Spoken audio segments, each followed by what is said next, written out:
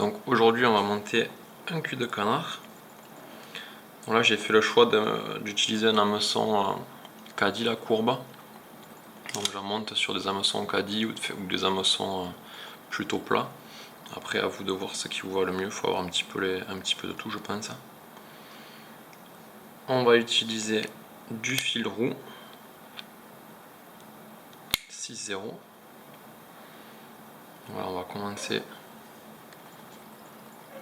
comme d'habitude par faire les enroulements.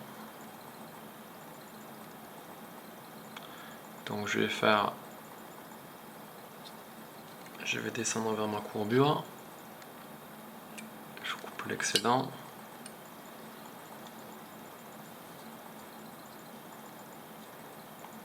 je descends bien et je remonte. Donc il ne faut pas trop surcharger, on fera juste 2 tours, enfin un aller-retour. C'est une mouche assez légère, ouais, on va juste mettre une plume de cul de canard, il faut qu'elle puisse flotter. On s'arrête, on va dire 1 à 2 mm juste avant l'œillet.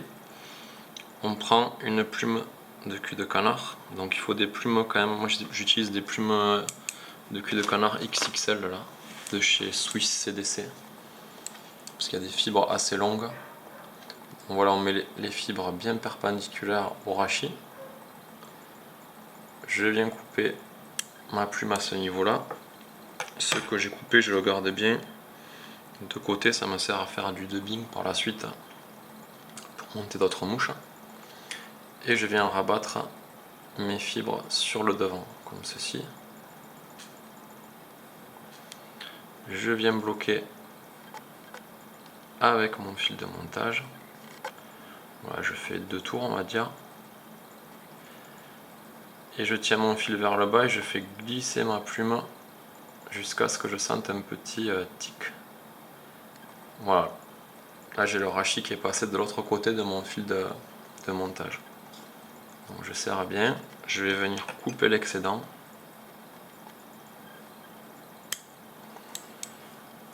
Et cette partie coupée là va me permettre de faire un petit tremplin une fois que je vais redresser mes plumes là. Ça va me permettre d'avoir un petit tremplin et de garder mon aile bien droite. Je vais rajouter un tout petit peu de dubbing, mais vraiment un tout petit peu pour former le...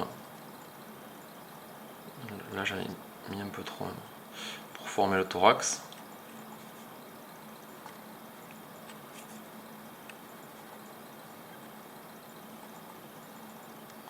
Et je vais rabattre mon aile vers l'arrière pour créer la tête.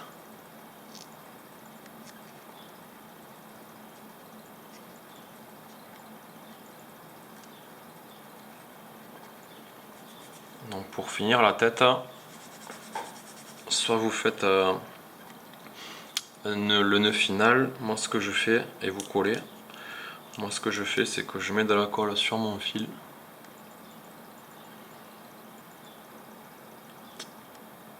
Directement, un peu comme pour les nymphes, et je viens faire mes enroulements.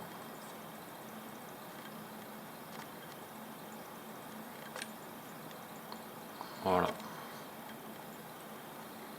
j'attends que ça sèche un peu.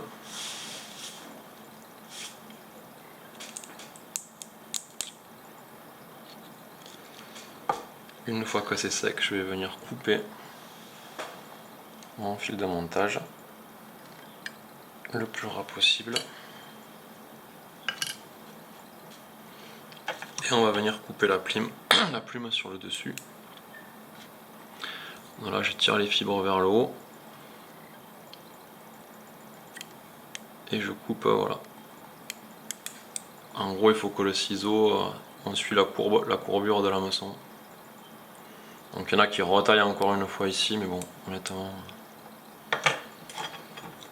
Et si jamais vous avez des petites fibres qui dépassent comme ici, voilà une astuce, une cuillère à percer.